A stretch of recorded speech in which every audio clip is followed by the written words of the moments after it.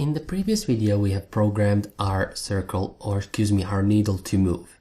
And we tested it, and it moved so quickly that we did not see it.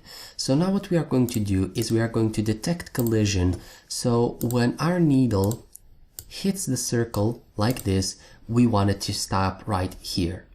Now, in order to do that, if I select the needle like this, and here in the inspector panel, we see that we have attached a box collider to it. Here in the box collider, we have an option which is called is trigger. So we are going to check this. So check this checkbox and hit apply.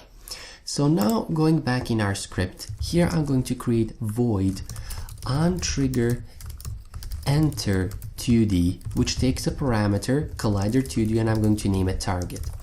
What this actually means is this is the function that's going to be called when we check this is trigger checkbox and we collide with another game object.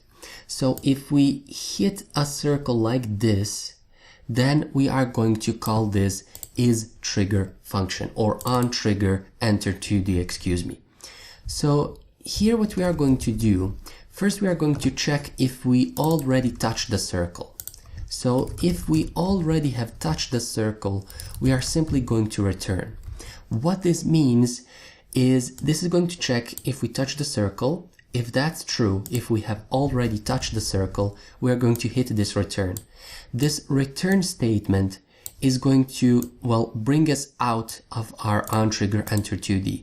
So any code that's after this statement will not be executed, because we only want to execute what's after this code once. If we touch the circle once, then we are going to execute the code that we are going to write right now. But otherwise, we are not going to execute that code. And that's why we are checking if we have touched the circle. If that's true, then we are going to move out of this function.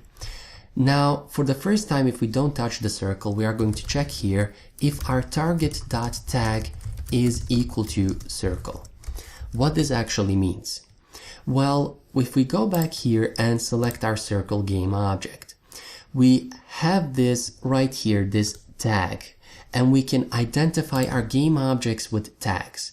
At the moment, we did not create a circle tag. So we can go here, click on add tag, and here click on this plus sign and add a tag. So I'm going to add a tag circle and select the circle game object. And here in the tags, now we have the tag circle that we have created. Select that tag and hit apply so that that applies to the prefab. So if we have hit our circle, if we touch it, we are going to call this function on trigger enter, and then we are going to, well, perform a check here if the target that we touched, this right here is going to be the game object that we have touched. So if we touch the circle, this is going to be that game object. So if the target.tag is equal to circle, then what we are going to do, the first thing I'm going to say, touch the circle, or first can fire the needle is equal to false, meaning we are not going to execute our update function anymore, and we are not going to apply the force to our needle. So this is equal to false.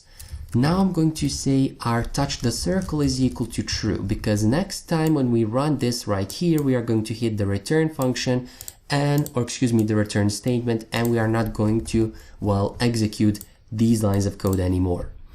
And here I'm also going to use my body.isKinematic and set it to be equal to true again, because we don't want our game object moving. We want it to stay pinned on the circle.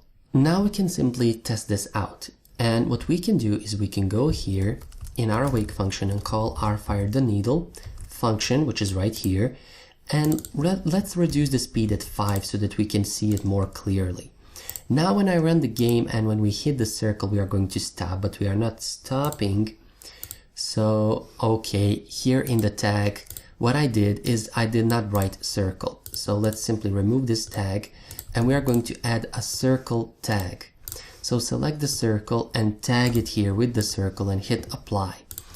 And we see the importance of writing these words while spelling them correctly. If we are checking here for the circle, but the tag is not set to circle, then we are going to have a problem, as we just saw. So if we run the game now, when we hit our circle, then our, well, needle is going to stop as we just saw. And we can, well, set the speed back in on 70, but we are not going to see our needle firing again, but we are going to see it stopping here at our circle. So again, we can tweak our, well, here force however we like. Let's set it at 5 at the moment. We can tweak it a little bit later. But now we see how can we use this on trigger enter 2D in order to detect collision. So again, if I run it, and I'm going to go now in my scene in order to demonstrate this. If I select the needle, we see that these two are overlapping. So this collider has touched this collider, and when they touch, then we call this, well, on trigger enter 2D. And then we are stopping the needle on the circle. So next, what we need to do is we need to rotate our circle, because our circle is rotating all the time and we are shooting the needles. So let's see how can we rotate our circle.